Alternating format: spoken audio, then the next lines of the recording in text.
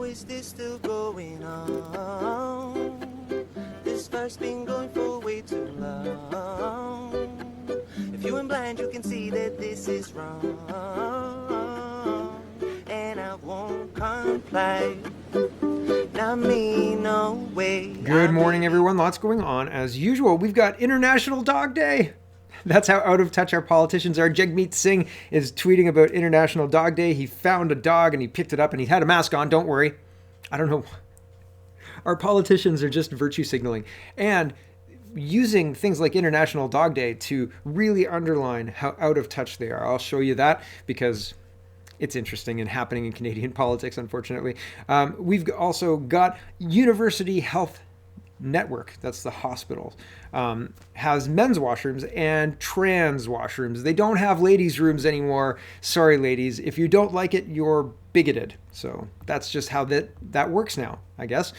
Get used to it, I suppose. New Supreme Court of Canada judge. A lot of people are concerned about this appointment, talking about how Justin Trudeau will never face legal consequences. And I don't think I can recall, other than was it the president or prime minister of France? He was arrested, but I don't think it was for bad governance. And I just don't see a situation where Canadians are going to break a long history of not prosecuting leaders with Justin Trudeau, right? I don't see that happening. I don't see Justin Trudeau facing legal challenges over the things that he's done, even with COVID in the mix. At this point in time, it's just not what Canadians do, although I've been surprised in the past. It would be very interesting. I don't see it, though. I don't see it. I don't know enough about this justice and her history to tell you one thing or another about her, but I will tell you that we have a new Supreme Court justice, and she was appointed yesterday by Justin Trudeau and was approved after a question period, and there was a hearing, etc. But it wasn't very compelling. There wasn't a lot of people watching as far as I saw, and there was minimal pushback, so it was a smooth sailing to this appointment, regardless. The science table dissolved? No, it's not. No, it's going to be rolled into public health. And population explosion. We'll get to the math of the housing and the population increase, but I'm concerned with how they're going to get services, because it seems like our federal government, passport offices, all of that stuff, travel, all overwhelmed, and provincial services, healthcare, overwhelmed with the population we currently have, which is 14.1 million, I think. And we're supposed to go up to 23 million, I think. And within the timeline, we're only going to be building 2.2 million homes, I think. So that seems, well, if you base it on the numbers that we have historically built. So I'm wondering how we're going to deliver all these services for this new population. And also, the only way we can grow a population like that is through immigration. I don't think we have a birth rate to support a population growth in that short period of time like that. So it's an incredible thing to read about where the Ontario government sees its population going. And when I look around and count up in my head, just off the top of my head, the problems inherent with that, just around services and overcrowding and supply and demand with housing and all of that stuff, I don't know how any of those problems begin to get solved within the current framework, because it seems like we can't do it now. How will an increase of people solve that problem? I don't see it. I think it'll just make that problem worse. All right, let's get into it. There's lots of news to get to. First, if you want to support the show, head over to CanadaPoly.com. You can check out the forums. They're free. You can do a one-time payment or a monthly subscription. You can check out my book to find out what happened to my YouTube channel, which I'm uploading to again. Ha ha ha. Not the original YouTube channel, but I created Canada Poly Shorts for shorter clip versions of my show. And so I'll keep doing it until I find out how they're going to silence me again. So I don't know. It's just an experiment. We'll see how it goes. I'm not intending on monetizing the channel or anything. I'm just going to put it up on YouTube for exposure purposes. We'll see how big I get. Amazing Polly. I'm going to show you an Amazing Polly search result, I think. If you search for Amazing Polly, no mas. It's pretty wild. Anyway, you can sign up for Kitchen Table Talks, which will come back. And if you shop on Amazon and you want to support the show without directly sending me any money, you can just click on this tile here, and that helps support the show. You can check out CanadaReport.co, locals, and all the other stuff I do if you're interested in that. Here's a bear giving a human a high five. Epic. I just thought it was funny. And there you go. So bears are terrifying, murderous, killing machines who can high five. Right? So there you go. Be wary of bears. I thought the funny thing was that was obviously a young bear, and the dad bear, I guess, in my version of this story, that's a dad bear, is saying, don't do that, don't do that. And the kid bear is like, no, it's cool. I'm just going to high five him. And then he high fives him. And then he's like, see, Dad, it's cool. So anyway, that's just what happened in my head. Jagmeet Singh says, friends, it's International Dog Day. Check out my friend. I think this is his wife's dog, Pizzagetti. Isn't he cute? Text me your cutest dog pictures. The weirdest part about this picture is, well, there's two weird things to me. Maybe it's just because I'm not a dog guy, but the mask, if that's his wife's dog, which I think that's his wife's Twitter account, but I'm not going to click on it because I don't care that much.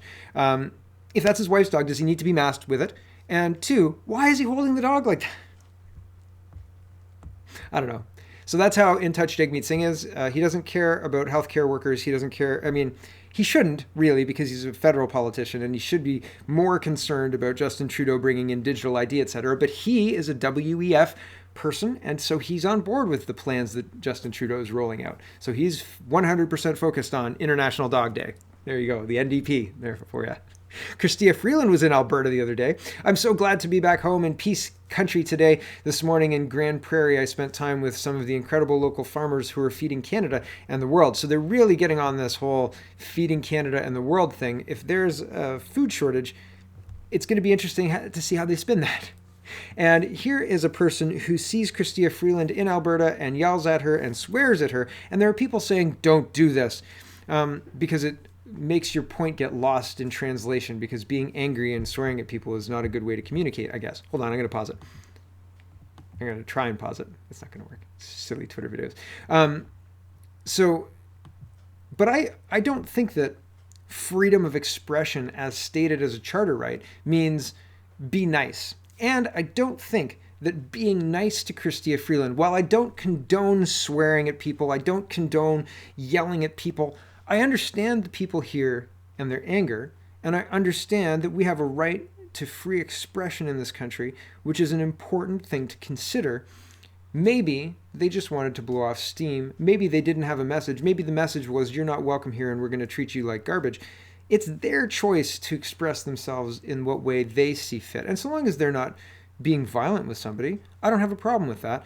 I think it's weird to see people say, don't do this, and like, tut it. I think it's very strange. We have a right to free expression. And Freeland's reaction, as pointed out in the next tweet, is very interesting. And I'll tell you why I think that she's smirking the way she is smirking after this. Here we go.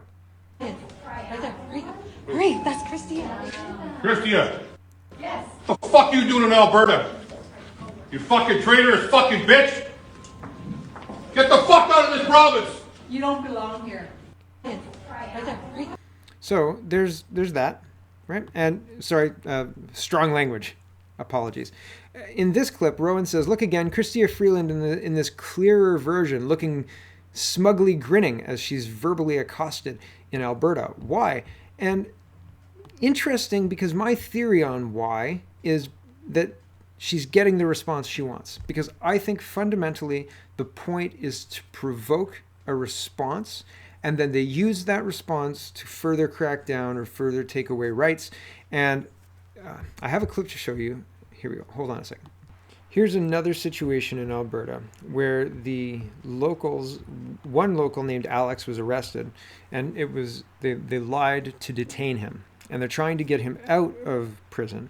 And they're saying, the guy here, this guy with the beard here, is trying to say, we're trying to figure out the conditions of releasing him, and the judge is holding us up. But if they lied to detain him, is the detention legal in the first place? And basically, the whole community showed up to expedite this gentleman's release from prison, let's just say. And so the reason that I think they're smiling is because they do things that they know aren't above board. And they do them with the intent of provoking. And then when the crowd is enraged, they say things like, stay calm. This guy's telling this crowd to stay calm and be peaceful and all sorts of stuff. And the crowd is peaceful. They're articulating that, he's detained incorrectly and that he should be released, etc. But I think that they're building a narrative. I think that they're saying, look, see how violent they are. It's very, very interesting to watch all of this unfold, because I think that they're getting exactly the response they want, and they're going to use that response to justify further crackdowns. Because the SDGs, the Sustainable Development Goals, the real and the people in charge are definitely trying to make sure they happen. And that's not going to be easy because people don't want any change like that, clearly. And so they have to have an excuse to behave in a violent way. And they're creating the climate to do it. Okay? Canada 2030 Agenda is tweeting, Minister Gould is delighted to be a judge at the 2022 UN SDG Action Awards and meet change makers for SDGs around the world. The winners will be announced at a ceremony on September 27th. They did the same thing for bringing Pride stuff in for departments across the Canadian government. If you have a drag queen story hour for your government employees, then that's rewarded with some garbage reward or something to that effect within the governmental whatever. It probably comes with a monetary incentive that you and I pay for as well, because we're suckers, I guess. Anyway, this kind of stuff is happening, and I think that the more force they need to apply to get their SDGs in place, the more they will specifically apply that force to people they want to provoke them into justifying further crackdowns for that group. And I'll show you later in the show how they're targeting white people, because they are. And not just in Canada either. Dale Smith says Justice Michelle O'Bonsawin, sorry if I've got that wrong, is now officially appointed to the Supreme Court of Canada effective September 1st. And like I said, I just don't know enough about her. There's been all sorts of talk on the left and the right. Well, not so much on the left. It's been pretty quiet talking about getting this person into and approved for this position. But on the right, I've seen people talking about how Justin Trudeau won't be held accountable and it'll be impossible to get anything. Like if you thought the courts were compromised before, now the Supreme Court is compromised. I don't see any indication that it's any worse than it was before. The gentleman who is leading the Supreme Court of Canada was on a tour across Canada for the summer trying to talk about how the Supreme Court of Canada is independent and educate people on what their job is and stuff. And one of his main talking points is that the January 6th riots and the January 6th insurrection, sorry, it wasn't riot, insurrection, can't be repeated in Canada. And that's just bending the knee. That's just signaling fealty to the narrative of the January 6th thing. The January 6th thing is a 100% fabricated? Fabricated is not the right word. Trumped up? I mean, trumped up works. It's ridiculous. If you watch the live streams from that day, go watch the live streams from that day and then listen to the news media. Make up your own mind. Don't listen to me about it. Holy smoke. But go listen to the media. Go watch like 40 minutes of a live stream. Go watch about the time where they say this is, the really big part that happened. Listen to Trump inciting the whole thing. I think it was done before 6 o'clock. Trump told people to go home, and the breaching of the building, I think there's footage of the police officers ushering them in. So it's a very interesting legal response to a situation that is made up, and having the Supreme Court of Canada made up, having one of the Supreme Court justices of Canada go around saying, "Oh, we don't want that happening here." You're darn right we don't. People making up nonsense and then throwing other people in jail for it, right? Like Tamara Lich in prison for 50 odd days, and Pat King in prison for more than 100 days. For what? For mischief? We got some trouble, right? Like we got some serious trouble, and the Supreme Court of Canada justices are worried about United States insurrections. I see what's happening here, right? I see them clearly. Melissa Lanceman, who's an MP, says, in case the minister didn't see this tweet before it was deleted, it's below. Hopefully Justin Trudeau and Melanie Joly will denounce their official. Rajub is not a great friend. He's a terrorist. So here is Canada in Ramallah, and this is the tweet that got deleted yesterday. I was showing you responses to this tweet, and I thought, man, I should have taken a screenshot. I wish that I had, and I didn't. So here's the screenshot, thanks to Melissa Lanceman. And this is Canada in Ramallah saying, another fascinating discussion on the Ramallah flag, I guess, and regional policies with Lieutenant General Rajub, a great friend to Canada. And Melissa Lanceman says, a Canadian official tells a terrorist he's a great friend to Canada. Jabril Rajub has been convicted of committing multiple terrorist acts. He uses sports to incite hatred. FIFA agrees. A great friend? Will you denounce this? Melanie Joly.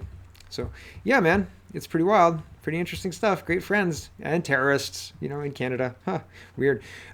This is an opinion piece in the National Post, and I thought it was interesting enough to point out. It says, we're about to learn how wrong it was to use the Emergencies Act. A lawless federal government is a greater threat than the convoy. I would agree with the second part of that. And we're about to learn how wrong it was to use the Emergencies Act. We knew all along how wrong it was to pull the Emergencies Act. These were Canadians. These were Canadians who were dissatisfied with the government. They were hanging out in Ottawa playing hockey. They were being funded by other Canadians to say, you bring that party until Justin Trudeau gets out of office. We will support you to the tune of $10 to $20 million, and we will support you through the first 10 million being seized and shut down by GoFundMe, and the second being seized by the government, and then having bank accounts seized. That's how much Canadians believed in the truckers. We're about to learn. We always knew, and the National Post getting on board with that now. Too little, too late, guys. It's incredible how long it's taken. And this is just one minor incident. It brought down O'Toole, and it put in place a leader in the Conservative Party who was not controlled by outside influences. They put Candice Bergen in charge, and there wasn't a long election for this. There wasn't time for anybody to undermine the appointment. So it wasn't influenced by an outside force. It was just put in place by people who thought that she'd do a good job for the interim. And it's interesting when people are self-governed like that, the choices that are made and how that works out. I think probably if you look at the last 2 years, depending on who wins on, I think it's September 9th or September 8th or 9th, that the CPC leadership race finishes. I think Candice Bergen will end up being the best Conservative leader since Stephen Harper at this point. It's certainly true up till now. So we'll see how things turn out with the leadership race. I'm on. Who's got odds on Charest? I honestly think that we are going to see, oh man, I can't believe the machines that were counting the votes ate the votes again, and now we're just, it's super close in this race, and looks like Jean Charest, surprise, came out of nowhere and beat Pierre Poilievre. I really think that something crazy is going to happen. We'll see, I guess. Here's the population thing I was talking about. Ontario's population is expected to experience sustained growth over the next 2 decades, but the province may not have the infrastructure to support the booming and aging population, some experts warn. Anyone with any kind of common sense can understand that if you bring in, so it says Ontario's population to grow for decades, but province lacks the infrastructure. Population, which sits at 14.8 million as of 2021, could surpass 21 million by 2043. So we're talking about 7 million more people. And where are they going to live? If you build 100,000 houses a year, every year between now and 2043, you will get 2,200,000 homes. That's not enough to maintain that population. Where will they live? Right? Big condo buildings in Toronto sounds awesome. Doesn't it sound like Judge Dredd or what are those post-apocalyptic movies where everybody lives in the same like Hellscape Tower or whatever? Yeah, sounds like a WEF nightmare, doesn't it? Oh, speaking of that, here's Matt Guba, and he says EU President Ursula von der Leyen openly talks about how they plan to implement the Great Reset on behalf of the WEF. Yep, here's a minute. Let's listen. And change is happening just as fast in other areas. So since the beginning of the pandemic, we saw an explosion in digital innovation and the use of tech. They enabled factories to stay open. They enabled companies to sell their products, people to access essential public services, you name it. We have to keep pace with this change, and that means that we will certainly have to write a new rule book for the digital economy and the digital society. So covering everything from data to infrastructure, but also talking about security and democracy, technology to fair taxation. All these are topics on the table with digital change. Huh. So, ladies and gentlemen, the need for global cooperation and this acceleration of change will both be drivers of the Great Reset. And I see this as an unprecedented opportunity. Right. Just like COVID was an opportunity for change. Right now, we need to accelerate the pace of change for democracy and write a new rule book for finance and online data and security. I think we have a rule book. I think we do. And I don't want to throw out the old rule book for this new Great Reset rule book, because the Great Reset rule book seems like Twitter services may change without warning and at our discretion. And if you want to keep using Twitter, you'll do as we say. That I don't want the government to have the carte blanche to do that on demand. And that's exactly what they want. That's exactly 100% what they want. The answer is no way. I don't think so. Inflation. Here's Jim Murphy responding to hit hard by inflation. Canadians are turning to debt to cover expenses. When I was a kid, I was wondering why you couldn't use one credit card to pay for another credit card. I thought, this is genius. And my dad said, yeah, you can't really do that, because that's like, if you don't have enough money to pay off the credit cards, that's fraud. I was like, oh, right. Okay, right. So, but it's a situation that people seem to be in now, because they figure that things are going to go back to normal, and or you need to live. And so take on a little cash loan, right? Quick cash loan. Jim Murphy says, didn't Justin Trudeau that say that we borrowed money so you don't have to? With all that borrowing, all that borrowing has led to the highest inflation since Trudeau Sr. was Prime Minister, and now Canadians are going into debt to feed themselves. Sunny ways. Not so much. Not so much sunny ways. It's incredible that we're seeing people having to go into debt just to afford food. But we're seeing the same thing. Yesterday, I showed you across Europe and across farther abroad than Europe too, India, Pakistan, and further. Yesterday, I showed you Pakistani people burning their energy bills because they're saying this is crazy. It doesn't make any sense. And now Scotland doing the same thing. Scotland, the people burn their electricity bills in protest. Another 6 months of this BS, and the world will be on fire. The world will be on fire. What does that mean? Open war? I don't know what open war looks like. It feels like we're in a war now. Feels like the propaganda and the you're either with us or you're with the virus kind of rhetoric is ubiquitous. It's everywhere, right? If you don't do what we say, you're helping the virus, and ergo helping the enemy is terrible, and you're a terrible person, and so on and so forth. It seems very, very much like a war, and they've weaponized wanting to be normal, and it's just incredible. Don't you think? I mean, I didn't think that I would live through something so crazy. I really didn't. I really, really didn't. Mark Friesen says, I'll just add this here to the long list of victims. I watched this guy and his weird camping escapades quite a bit. My sincere condolences to Steve and his family. His wife went to sleep and didn't wake up. Another victim of the new phenomenon of SADS, sudden adult death. And so he's got a 4-minute YouTube video, and I can't do it. I can't do it. It's just... it's terrible. I mean, loss is hard enough as it is, but with what's going on, it's just terrible. So I'm sorry. Go check it out if you're interested. I thought this was hilarious. This guy is a Nova Scotia journalist, and he's talking about how at the end of the last flu season, people were pushing back against all the COVID updates, and so the government stopped giving COVID updates. And he says in this first tweet, Strang, quote, I am concerned that over the past few months we've collectively become too complacent and unconcerned about COVID. This is the Nova Scotia medical officer of health. He says, Tim says, maybe you shouldn't have stopped providing full and timely COVID data, eh? What the heck did you think would happen? And then he goes on to wax poetic about how good he is about COVID restrictions and about how much he knows, et cetera, et cetera, et cetera. And he says, when I'm going to visit vulnerable people, as I am now, I semi-self-isolate for weeks before and test.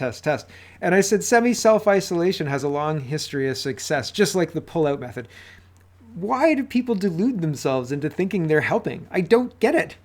Semi-self-isolate, what does that mean? Well, I go grocery shopping and I go to beer with my friends and stuff, but I don't go unnecessarily out, other than a few places sometimes, and I see my family. Semi-self-isolate.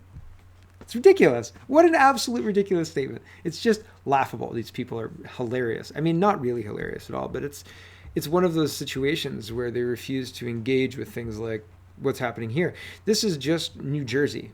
The sudden deaths in New Jersey are mounting in 2022. This is a whole little video with headlines from New Jersey. Now, I guess these could be photoshopped, I suppose, so take it with a grain of salt. But these are all, this guy's age 33. These are all relatively young people. This one's age 20. The first couple were young people just by looking at them. I didn't catch their ages. This person's 40 years old, beloved mother of two. Another 32-year-old student, real estate agent, not student, sorry. Another at 23. And so many. An unexpected 12-year-old. Like, how many of those do you see or did you see previously, right? So it's a 2-minute video, 2 minutes and 20 seconds, and I'm sure that that's just some of it. Here's another one, 13 years old and dead after the vaccine. I don't know if this is Canada or the United States. Sad videos like this, man. And how do you quantify this kind of stuff? These videos on Twitter, it's loss is awful as it is. Healthcare is collapsing. I'm learning about the deficiencies across Canada. CTV Atlantic is reporting, don't go to Moncton, St. John ERs if you're injured if your injuries aren't life-threatening. Isn't that wild? If you're not dying, don't come. Horizon Health is asking people not to visit the emergency rooms at 2 hospitals in New Brunswick this weekend unless their medical needs are life-threatening. The Health Network says the Moncton Hospital and St. John's Regional Hospital are both experiencing critical shortages of nursing staff from Friday to Sunday. As a result, the Health Network says the hospitals don't have capacity to triage and care for patients whose medical needs are non-life-threatening. During a news conference Friday morning, Horizon Health CEO and interim president Margaret Melanson, sorry, I got that wrong, says a combination of staffing levels, vacation time, and COVID-19 absences are to blame for the issues at the ERs. Vacation time in hospitals, I've come to learn, and people have emailed me, so thank you for letting me know, is very, very structured. They have a whole formula. If you're asking for vacation and other people in your department are already approved for that vacation, you can't have that vacation in order to maintain the safe staffing levels. So them blaming the staffing on vacations is erroneous, and or they've gotten to the point where retaining people and giving them vacation even though there's nobody to replace them is more important than the safe staffing of the hospital. Either one of those is true. Who knows which one? But it seems like vacations is either a BS excuse or things have gotten way, way, way worse. And now those vacation policies are out the window. And yeah, nurses can take vacation. Why not? Here is an interesting correlation is not causation, but what the heck story. Nothing to see here, says Bushels. Just that Justin Trudeau's environment ministers have been trespassing on farmers' land to test the water. And all of a sudden there's an anthrax outbreak. Anthrax exposure kills 9 animals in southwestern Saskatchewan, the province is saying. So what's going on there? I have no idea. I'll keep my eye open for anthrax poisoning. UniversityHealthN is the group of hospitals, and it's the same Toronto hospital group, I think, that a lot of the science table people are from. They've put this out. Rowan says, if I identify as a dog, can I pee in the hallway of the hospital? The same vindictive idiots fired unvaccinated healthcare workers. This is out of control. This picture was taken at the University Health Network Hospital, and it says, this is a washroom for women. Those who identify as a woman or trans person are welcome to use this space. Trans person's got an asterisk star on it, and I'm not sure what the asterisk star says, and I'm not sure if I can read it. It says, in this case, sorry if this sounds weird, apologies, I can't read it without getting close. If this looks weird too, hi, I don't know. Anyway, in this case, trans refers to people who identify as transgender, transsexual, two-spirit, non-binary, queer, genderqueer, or gender diverse. So the whole self-identification of your race and or gender is very interesting. And I think it's even more interesting that people like Elizabeth Warren, and I used to watch Rachel Maddow. Elizabeth Warren claimed Native American parentage, or claimed that she was part of a tribe. And so that's an interesting aspect to this whole thing. Like, there are people who've made entire careers out of self-identifying as something politically convenient. And if you self-identified to make a point, right? Say like Zuby self-identified as a woman and then did the beat the women's deadlift by about 100 pounds or something. He's like, I'm gonna beat the women's world deadlift record right now. Right now, I identify as a woman, and he just deadlifted and he put it down. He's like, bam, nailed it, and he put that on Twitter, and I thought that was hilarious because it was playing by their rules. You're not allowed to question somebody who says they're a woman, but aren't there rules? Right? So, and isn't it true that we don't have the technology that can change that about a person? You can't change what God put in you, right? Sorry, man. It's just not possible. And I'm sorry that makes people sad. We can't go back in time either. I mean, I'm sorry that makes you sad. It's just not real. We're not capable of that. We don't have technology that does that. Even if you cut off your toe, you can't go back in time. So if you cut anything else off, you can't change your gender. Like, it just doesn't work. I'm sorry, right? I'm sorry that makes you feel bad. Self-identifying doesn't change it either, right? Like all of these things, all of these fictional things, surgeries, all of that stuff, just because you went through something terrible doesn't make it real. The technology doesn't exist. Sorry. Here's, I don't know how to say his name. Apologies. Dr. Razak. Sorry. He says, my statement on the dissolution of the science table, and he's got a long-winded statement that I'm not going to read, but he really believes that the science table is dissolved. And it doesn't appear that the science table is dissolved. Doug Ford is quoted as saying, we aren't dissolving it, we're actually transferring it over to public health. Premier Doug Ford said when questioned about the issue Friday, I wish he'd reconsider because there's no reason to keep this group around in any form. There really isn't. They've been wrong about everything. They use models for everything. It's been egregiously, outrageously inept the whole time. The whole time. We're going to have deaths. We're going to have all these deaths. They created policies, or they encouraged policies to be created that have destroyed our healthcare system. It's not the nurses going on vacation. I hate to tell you. Okay, let's talk about Western University. There's a big pushback. Students are protesting today in London, and the protest is limited to students, alumni, parents of students, siblings or wives, partners, things like that, people who want to support them and are directly connected to the school. But there are people who are lining the public roads as well to support these protests. So very, very interesting things happening here. And Kerry says, Students for Agency just spoke with Doug Ford's office regarding Western University's mandates, and they noted that my concerns, they have an email address that they're asking people to write to as they're capturing the concerns on this issue in writing. Please email information.met@ontario.ca. So they're collecting information about the mandates. Apparently the minister, Doug Ford's provincial minister, weighed in as well and asked them to follow public health. And so, I mean, there's a lot of pressure on Western to drop their egregious mandates. We'll see where it goes. I'm very interested to see where it goes. I hope they're not able to continue because it's ridiculous and it doesn't make sense to do what they're doing. Stockwell Day says, regarding my previous reporting, Scott Aitchison unleashed one of the most disgusting accusations of racism yet against a black woman. And what do we get from media, feminist and woke politicians? Silence. So there's actually the whole exchange right here. So that was just out of order. But Leslyn Lewis says, I got into politics because I believed and still believe that the fabric of our country is being torn apart by this Liberal government and this Prime Minister.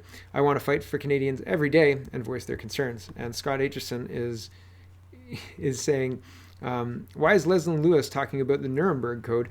Being offered a vaccine that prevents serious illness and our government's response to COVID-19 are not the same as being tortured in a Nazi concentration camp. This isn't just a dog whistle, it's a freight train horn. So it's interesting the level of discord that is happening at some levels of the CPC fight, and how this whole thing is going to end up, I don't know. I don't think Scott Aitchison's going to win. That's for sure. I think that Scott Aitchison is an interesting sideshow, but it's not. He's not a real contender. And calling Leslyn Lewis racist, and Leslyn Lewis talking about dog whistle politics, Nuremberg Code. I wonder if he's purposely misunderstanding her point, because I don't think her point is difficult to understand, and I don't think the comparisons to the Nuremberg Code, which I didn't show you, by the way. I didn't show you Leslyn Lewis. I don't know which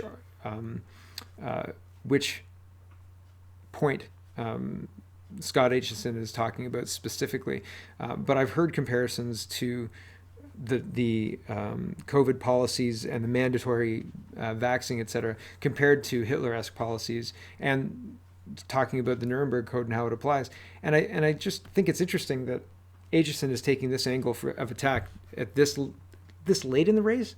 It's interesting because, I mean, how many people have not sent back their ballots yet? It's really weird. Anyway, it's, who knows? Okay, I've got to go back here because I kind of jumped ahead because I wanted to keep the Aitchison Lewis stuff together. Garnet Genius is talking again about race. Chris Biddle and Michael Geist had an exchange. Michael Geist is pushing for transparency and to holding the government to account on digital ID and a whole bunch of other things. And I can't find the Chris Biddle tweet because I didn't see it, and then he deactivated his account. But he called Michael Geist racist. This is the attack. This is the modus operandi. This is how they silence you. They say, if you disagree with this obviously great policy, you're a racist. And then that's supposed to win. But Michael Geist is not a racist. So Garnet Genius is underlining the attack line, underlining what happened. He says, the Chris Biddle, Michael Geist episode underlines once again the liberals' impulse to always accuse anyone who disagrees with them about anything of being a racist. So we're watching that. I think the purpose is to provoke people. And when they provoke people and they lose, they back down and they say sorry and they mea culpa, etc. But when they win, they don't say anything. They just carry on pushing their agenda further. Here's an advertisement in the UK, and here's this guy going off about it.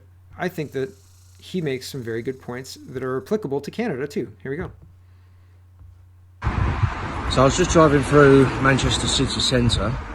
I'm just in the Cheetham Hill area. You can see the city centre just there. And I saw this bus stop, saw one of the advertisements. Look at this. Pay straight white men pass the power. It's absolutely unbelievable. But it's two things. One, it's unbelievably racist. It's everything we're told to abhor in this country. It's specifically targeting it. It's targeting a specific race and a specific gender and accusing them of things. That is the dictionary definition of racism. This shouldn't be allowed, this should be illegal. But the second thing is, it's just a load of rubbish. In this country, we have Black History Month, we have Black Lives Matter, we have the music of Black Origin Awards, the Mobos, we have the Black Police Officers Association. There's not a single organisation in this entire country that caters for, advocates for white people, let alone white men. And if there was, it would be immediately demonised as racist. So, where's the power? I don't see the power. I think that white people are second-class citizens in this country. It's absolute rubbish. I don't think he's wrong. And I think that it's interesting that these things are ignored, or we're told that it's part of progress, it's part of equity. It's not. It's racist. It is at core racist. It has no place in our society. It has no place in British society. It has no place in Canadian society. And people should be called out for the nonsense that they're spouting. It's nonsense. It's racist nonsense. It's intolerance. It's nonsense. And it should not be tolerated here.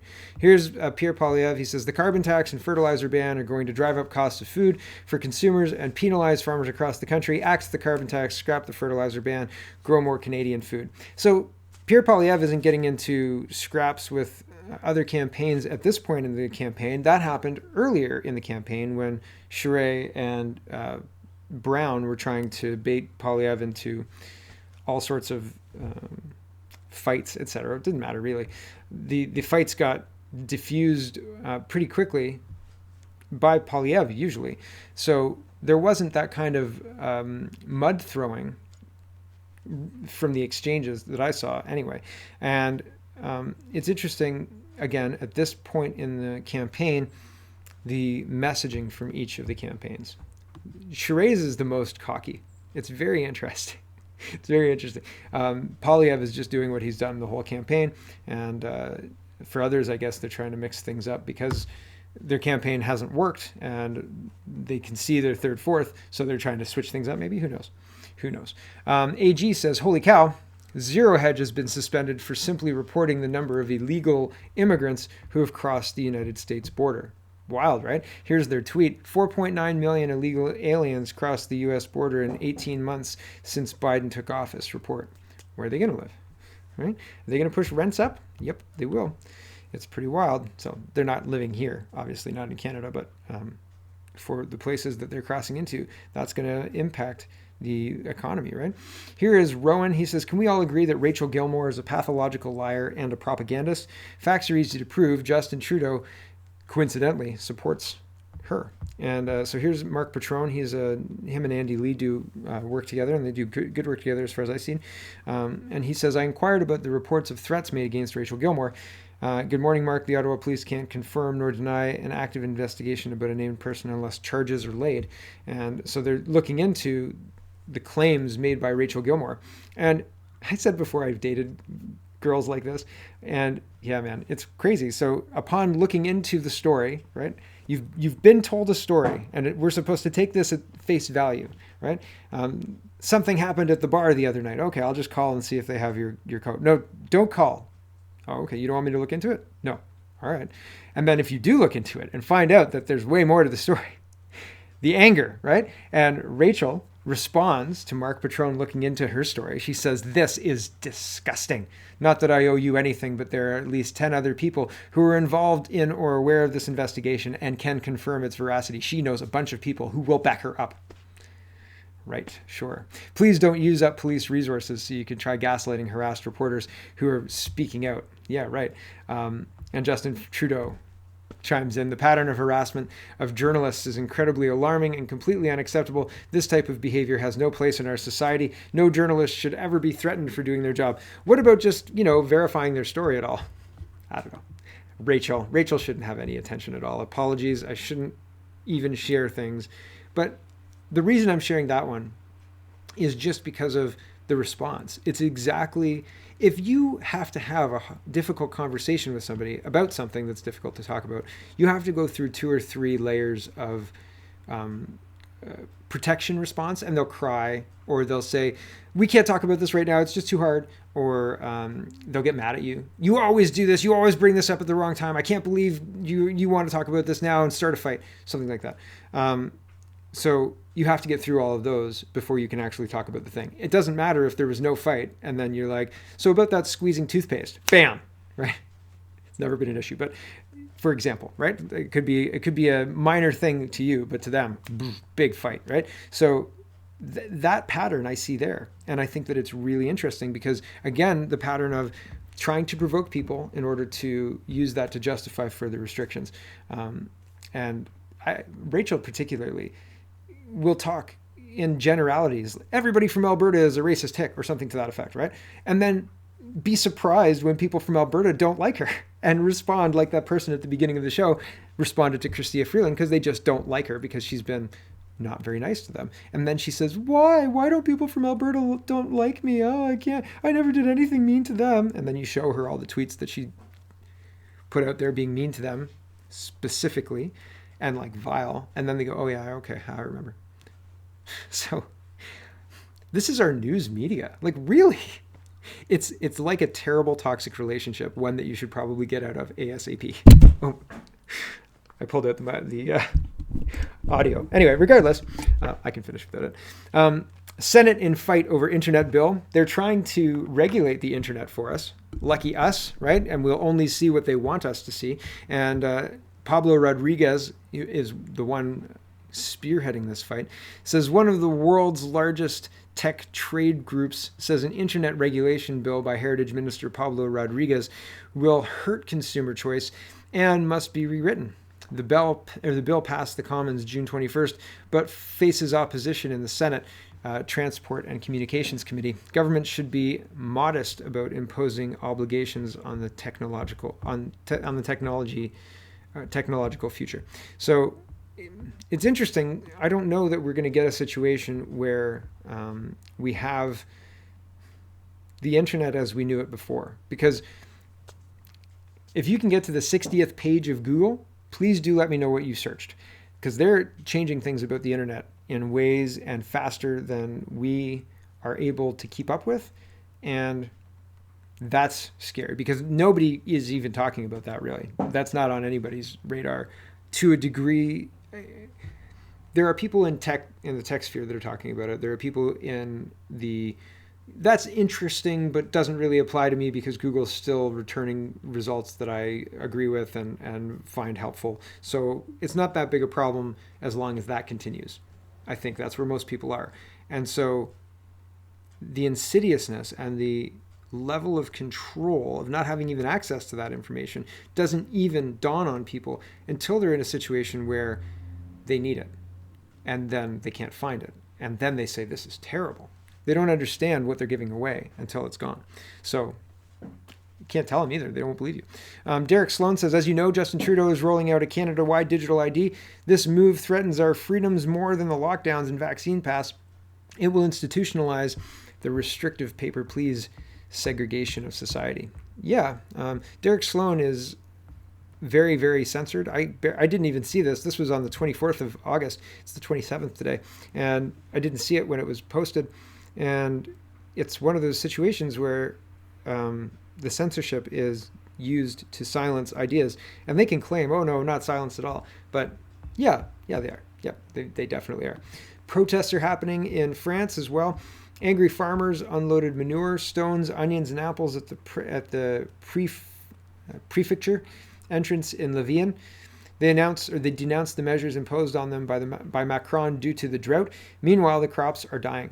So, what do when your crops are dying? You dump them on the front of the local magistrate, and you ask them to change their stupid policies.